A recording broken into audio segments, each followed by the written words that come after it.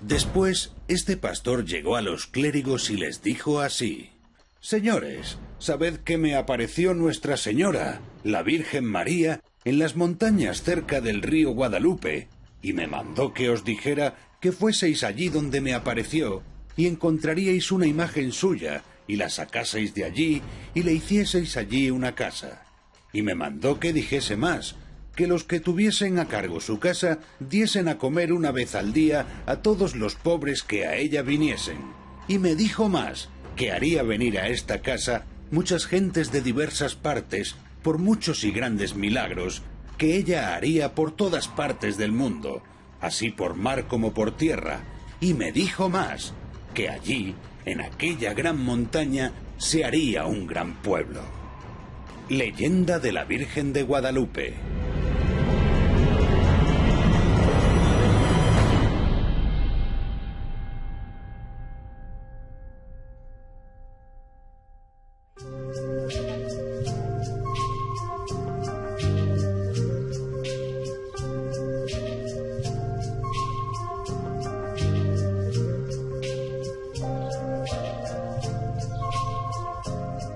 Si hay imágenes rodeadas de misterio, esas son sin duda las vírgenes negras. Se las relaciona con creencias anteriores, con templarios, incluso con prácticas alquímicas. Aquí en Extremadura tenemos unas cuantas y hoy queremos descifrar algunos de sus enigmas. Bienvenida, Lourdes, de nuevo a Tras el Mito. Muchas gracias, Israel. Vamos a empezar por sus orígenes. ¿Cuál es el origen oculto de estas vírgenes? Pues hay muchos santuarios marianos en los que encontramos este tipo de tallas de imágenes negras y curiosamente todas ellas tienen un paralelismo entre sí en cuanto a la leyenda, ¿no? Normalmente dicen los expertos que alude a cultos anteriores. En España existen ejemplos notables como el caso de la Virgen de Montserrat en Cataluña, pero en Extremadura tenemos también algunos de los casos más importantes, empezando por nuestra patrona, la Virgen de Guadalupe. Estas imágenes son tallas muy pequeñas de color negro, una virgen con forma de trono que porta un niño con el cual no tiene contacto visual y que, como digo, pues alude a tradiciones que van más allá del cristianismo.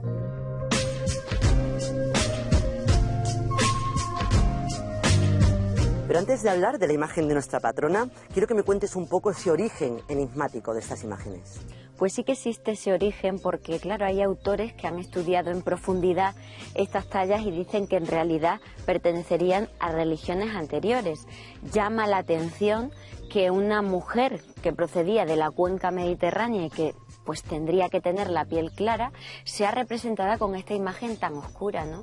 Más allá de que haya imágenes de la Virgen que se han oscurecido de manera natural con el paso del tiempo, otros casos en los cuales se ha perdido la talla original negra y hoy día se representa con imágenes claras. Y más allá también de que otras se hayan pintado anteriormente, sí que existe un núcleo primigenio de vírgenes negras con estas características y lo que dicen es que aludiría a deidades anteriores como Isis o Cibeles, por ejemplo, que se sabe que se representaban con este color negro. Las vírgenes negras repartidas por toda España, como Nuestra Señora de Guadalupe en Extremadura o como Nuestra Señora de Atocha y de la Almudena, patronas de Madrid, es un fenómeno extendido por toda España y por otros países limítrofes y que parece tener mucho que ver con los templarios, pero forma parte de un movimiento mayor y es el movimiento del que forma parte las vírgenes negras, es el movimiento relacionado con la diosa, la reivindicación de la diosa, de Nuestra Señora, a la que están dedicadas las catedrales que se construyen por parte de ese mismo movimiento. Los templarios, de hecho, están dedicados a la advocación de Nuestra Señora, que dicen, estuvo en el origen y estarán en el fin de nuestra religión. No hablan de la Virgen María, Nuestra Señora. Y Nuestra Señora, de la que habla el Cantar de los Cantares, es de alguna manera Isis, la Virgen negra que aparece representada por esas figuras.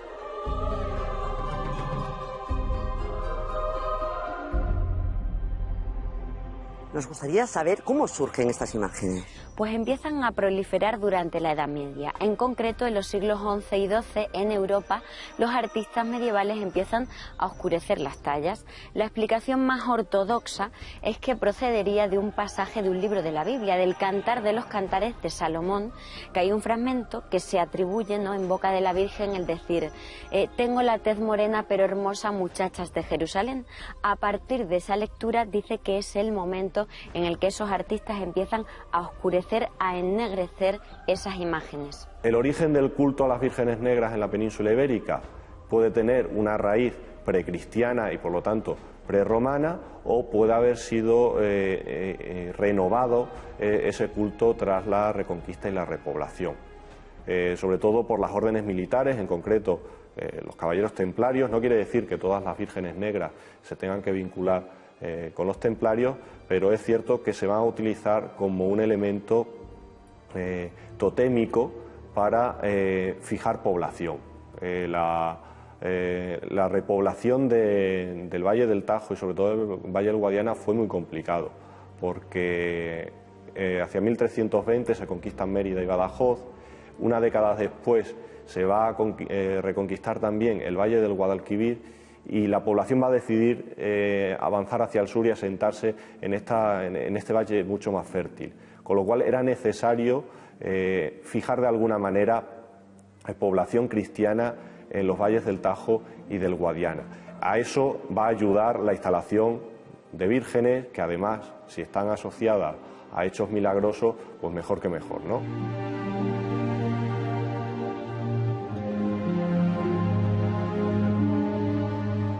En Extremadura tenemos unas 70 imágenes negras y todas tienen detrás algo misterioso, algo oculto. Sí, empezando, como estamos diciendo todo el rato, por ese color negro. Fíjate, Israel, que dicen que hay sectas orientales para las que el negro simbolizaba la sabiduría.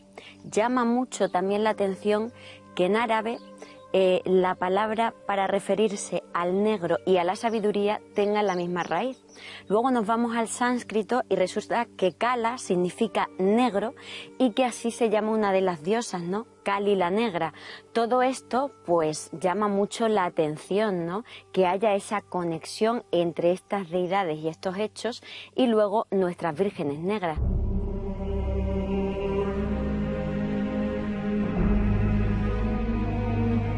No podemos dejar de hablar de la alquimia tampoco. Autores como Huenen, por ejemplo, dicen que el negro simboliza esa búsqueda alquímica, ¿no? Estas personas que intentaban conocer todo acerca de la materia y de la transmutación, ¿no? Y que los colores que van en los mantos de estas vírgenes aluden también a las distintas fases de ese proceso alquímico. Lo que pasa que todo eso nosotros no lo vemos. Nuestra Virgen de Guadalupe, por ejemplo, está vestida con unos ropajes, ¿no?, que nos impiden ver esos colores presentes en la talla original. Pero están ahí. El por qué algunos autores dicen que las vírgenes negras tienen alguna asociación alquímica.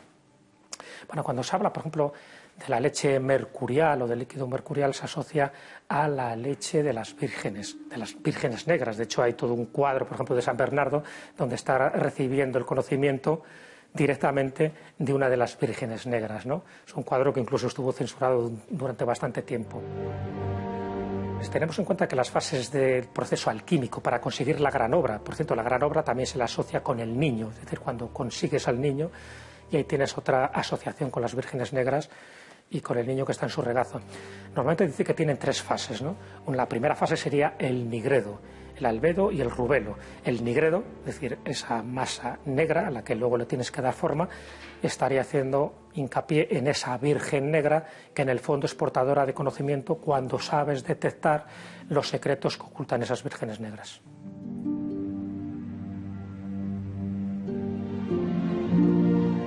Incluso la virgen más venerada por los gitanos en el sur de Francia es Sara la Negra. O sea, que se sigue pasando a través de las culturas y de los lugares. Pero estas vírgenes tienen algo más en común, no solamente lo físico, ¿verdad? Más allá de lo físico, también hay un paralelismo con la leyenda, ¿no? Por ejemplo, el hecho de que muchas de estas historias digan que aparece San Lucas como escultor de estas imágenes. Hay que decir que más allá de que intenten estos detalles acercar estas imágenes al origen del cristianismo, no nos podemos olvidar que San Lucas, su símbolo es el toro. El toro es un elemento que alude a cultos solares, es decir, que ya nos está indicando un conocimiento anterior. Y luego no solo que se les atribuye a San Lucas, sino que en la propia leyenda se vuelve a incidir en este detalle porque con frecuencia aparecen toros, vacas o bueyes. Lo encontramos con nuestra Virgen de Guadalupe o, por ejemplo, toda esa milagrería asociada a estas imágenes dicen que también habla de ese ocultismo, ¿no?, de ese secreto. Ocultismo, milagros, lugares de poder. ¿Es cierto que nuestra Virgen de Guadalupe está rodeada de enigmas?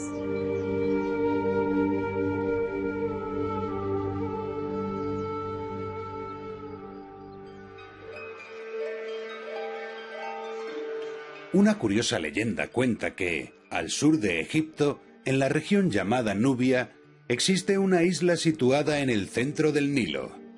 Allí se erige un templo dedicado a la diosa Isis, y era, en tiempos de las cruzadas, el único emplazamiento en donde se seguían realizando los antiguos cultos del Egipto faraónico.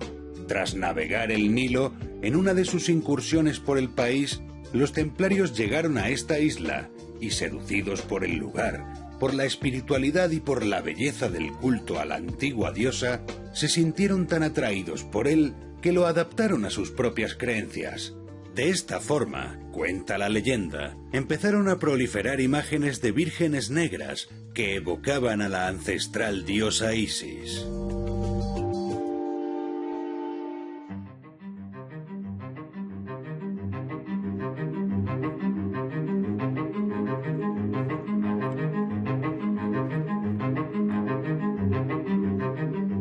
Lourdes, nos encontramos en un paraje espectacular, el lugar ideal para encontrar una Virgen Negra.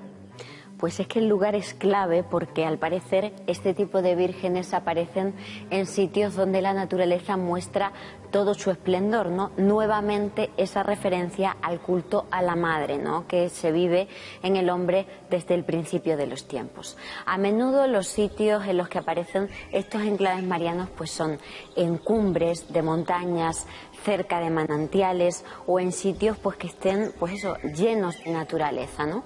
Y además tampoco es casual que la talla suele aparecer, según dice la leyenda, en una cueva. Claro, la cueva alude a ese secreto, al ocultismo. Tampoco olvidemos que los primeros cristianos se reunían bajo tierra, no se reunían en catacumbas, es decir, todo eso alude al ocultismo, ¿no?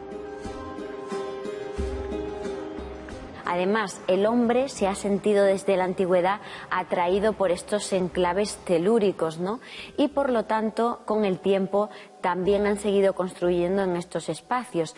En Tras el mito ya habéis tratado el tema de los templarios y la relación con los lugares en los que construían. Las vírgenes negras es una variante de la imaginería de las representaciones marianas, de la Virgen María, con o sin el niño, y están muy vinculadas, por ejemplo, al mundo templario, pero también al mundo pagano. Es decir, mucha iconografía de la Virgen María tiene que ver con la iconografía, por ejemplo, de la diosa Isis con su hijo Horus en su costado.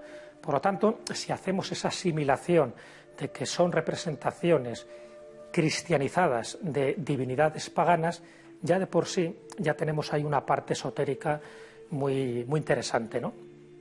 Lo que pasa es que cuando metemos a los templarios por medio, y siempre hay que meterlos, pues los templarios utilizan a las vírgenes negras, dicen algunos autores, como balizas. Es decir, que ponían vírgenes negras en aquellos templos que ellos querían remarcar de alguna manera, muchas relacionadas con el Camino de Santiago o sencillamente como lugares de culto o de iniciación. Por eso las vírgenes negras, que tienen que tener una serie de requisitos. Jas Uinem, por ejemplo, en el Misterio de las Vírgenes Negras dice que tiene que tener 13 requisitos, nunca se cumplen los 13 requisitos, la mayoría de ellos se los inventó, pero es verdad que se tienen que dar unas determinadas circunstancias en cuanto a tamaño y en cuanto a antigüedad. Las Vírgenes Negras auténticas que tienen que ser del siglo XI, siglo XIII, y normalmente cuando se relacionan con los templarios o con las órdenes monacales, con los cistercienses, tienen también que tener determinadas características para que se consideren vírgenes negras. Muchas de ellas, por desgracia, cuando se ha limpiado nos dimos cuenta de que no eran vírgenes negras.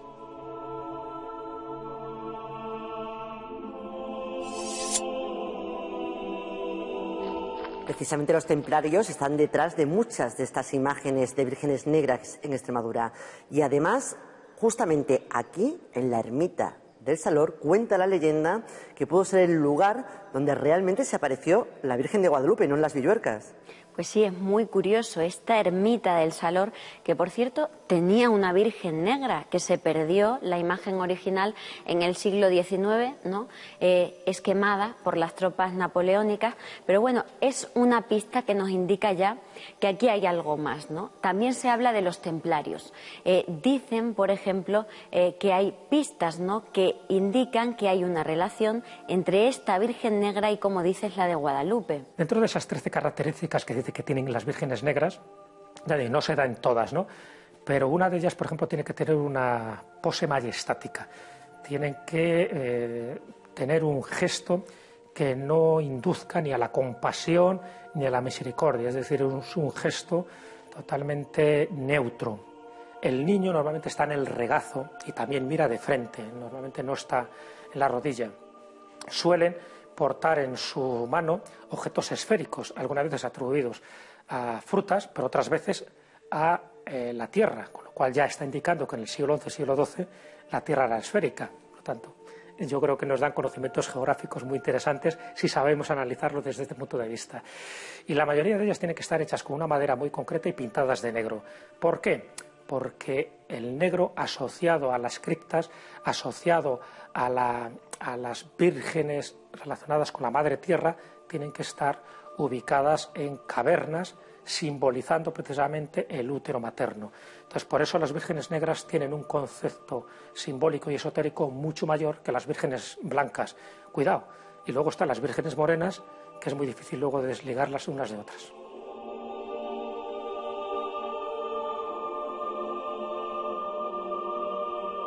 ¿Y qué relación puede haber entre este lugar, entre esta Virgen y los templarios? Bueno, pues no tenemos una pista, ¿no?, clara que nos indique que existe una relación, pero hay indicios cuanto menos curiosos, ¿no? Además, hay que decir que esta ermita aparece ya en el Fuero de Cáceres en 1230, así me lo ha contado nuestro amigo Antonio Rodríguez, ¿no?, historiador cacereño, que él dice además que durante mucho tiempo esta Virgen fue patrona de Cáceres. Además, una de las cosas más sorprendentes es que al párroco de esta ermita se le denomina prior de Santa María del Salor, es decir, se le da una dignidad igual que a los obispos, y esto dicen que puede ser una reminiscencia de ese pasado templario, además de la forma que tiene esta ermita, que concuerda con el tipo de construcción templaria, el lugar, ¿no?, en mitad de la naturaleza, y los frescos que aluden, por supuesto, a Jesús y a Tierra Santa. Y vamos más allá. ¿Qué relación tiene esta ermita con la Virgen de Guadalupe? Bueno, pues como sabes, Israel, la Virgen de Guadalupe, según nos dice la leyenda, se le apareció a un pastor, a Gil Cordero. Estaba en las Villuercas cuidando a sus vacas, una de ellas se pierde y cuando la encuentra está muerta. Le hace una cruz en el pecho para desollarla y en ese momento la vaca resucita y se aparece una imagen, una aparición mariana que le indica al pastor el lugar donde hay una talla que tiene que encontrarse.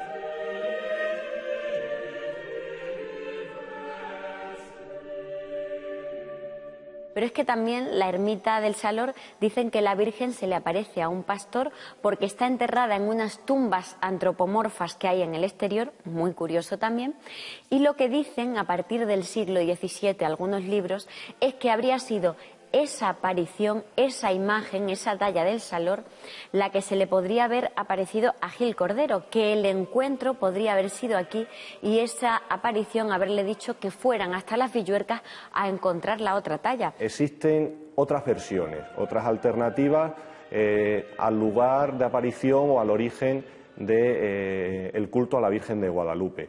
Este es el que se situaría en la ermita de Santa María del Salor, en Torrequemada. Hacia 1650, un autor, Gil González Ávila, en su obra Teatro Eclesiástico, ya menciona que posiblemente la Virgen, la talla de la Virgen y la aparición al pastor Gil Cordero se produjera en esta zona que precisamente está mucho más cerca de la villa de Cáceres que lo que estaría las Villuercas.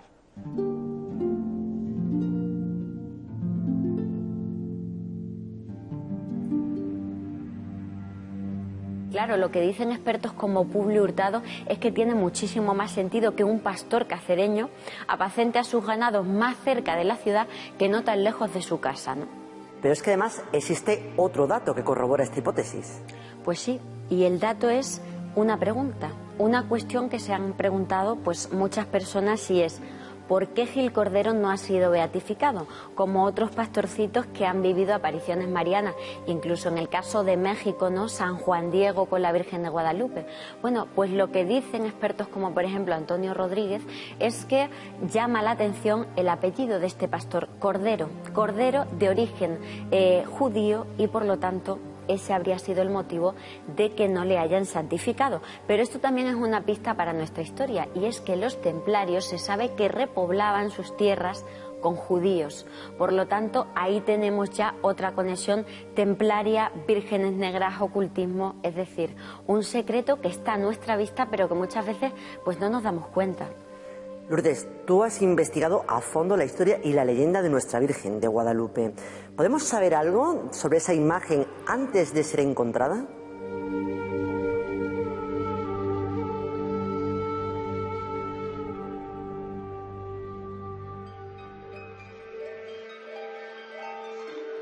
Las piedras para el hombre primitivo eran símbolo de perennidad, invariabilidad, energía y fuerza. Eran adoradas por la sacralidad que contenían debido a su forma, origen o tamaño, concediéndoles tanto un significado mágico como religioso. Cuando se habla de este culto, que fue común a tantos pueblos antiguos, es necesario comprender que no se dirigía a las piedras, sino a la divinidad o espíritu que residía en ellas.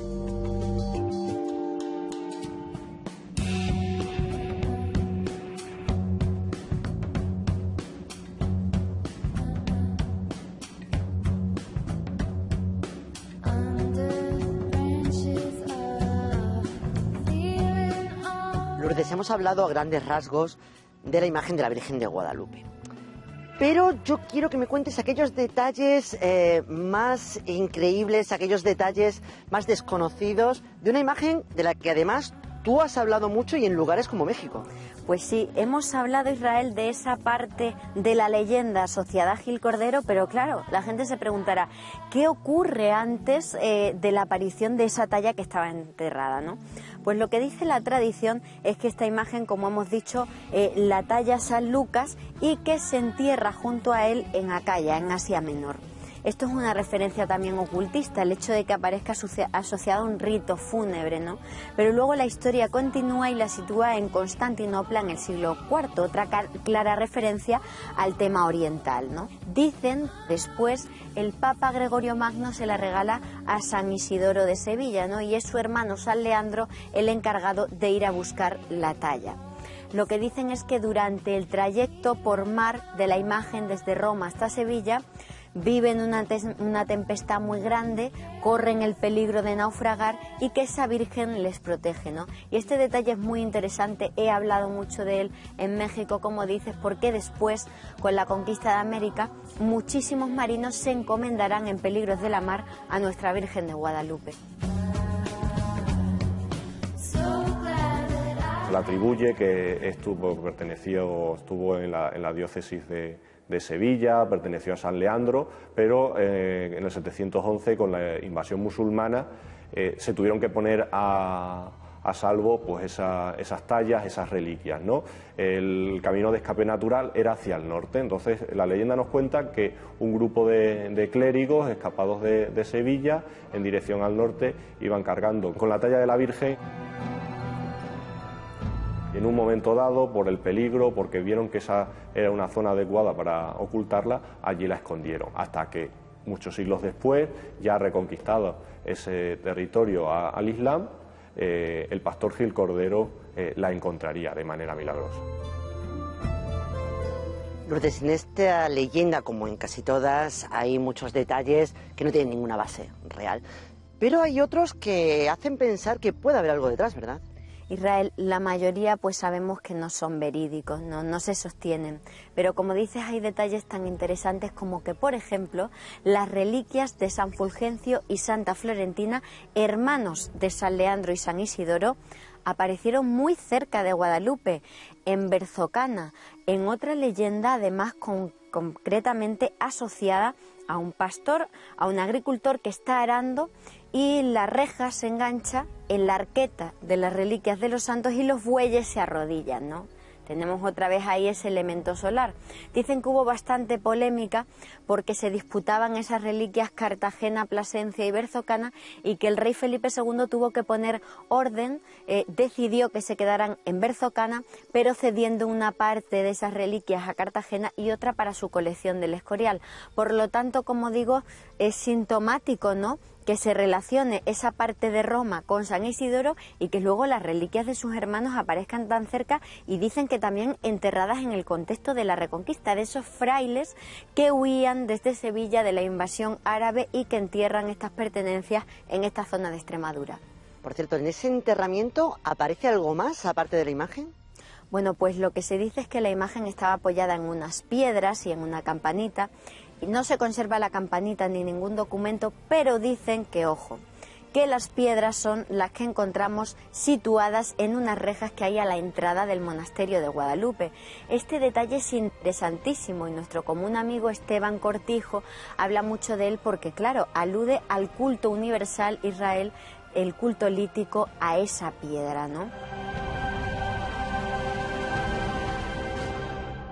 Estas piedras o betilos, algunas tenían origen extraterrestre, es decir, eran meteoritos que se van a cristianizar. Un caso significativo, por ejemplo, los caballeros templarios cuando llegan a la isla de Creta encuentran que allí se mantiene todavía un culto a una piedra de color negro. Lo que hacen ellos, en vez de eliminar de raíz ese culto, instalan en el mismo lugar una talla de la Virgen y dentro de esa talla de la Virgen hay un hueco en el que se va a situar ese betilo, esa piedra negra.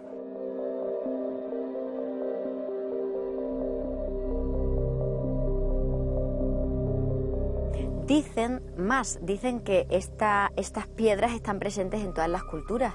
Tenemos ejemplos tan notables como la piedra Benben en Egipto o la Kaaba en la Meca en el mundo musulmán. Por lo tanto, esa simbología de la piedra como representación de la gran diosa madre es muy curioso que se dé también en el caso de las vírgenes negras y en concreto en la nuestra, en la de Guadalupe. De hecho, hay investigadores que afirman que estas vírgenes negras lo que hacen es precisamente encubrir o tapar este culto lítico, este culto a las piedras. Tienes toda la razón, porque además tenemos documentos fechados en el siglo VII en el contexto del Concilio de Toledo, en el cual se condena a los veneradores de piedras, porque había antiguamente la práctica, ¿no?, la creencia de alabar, de adorar a estas piedras como representación de la diosa.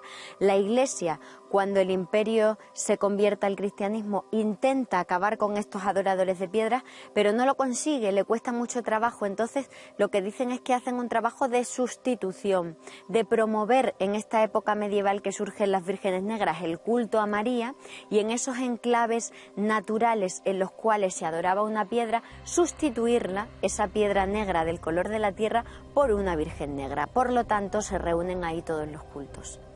Lourdes, muchas gracias por habernos ayudado a desentrañar algunos de los secretos y de los misterios que rodean a estas vírgenes negras. Unas imágenes cuyo culto se remonta sin duda a la noche de los tiempos y cuyos ritos permanecen vivos hoy en la actualidad aquí en Extremadura.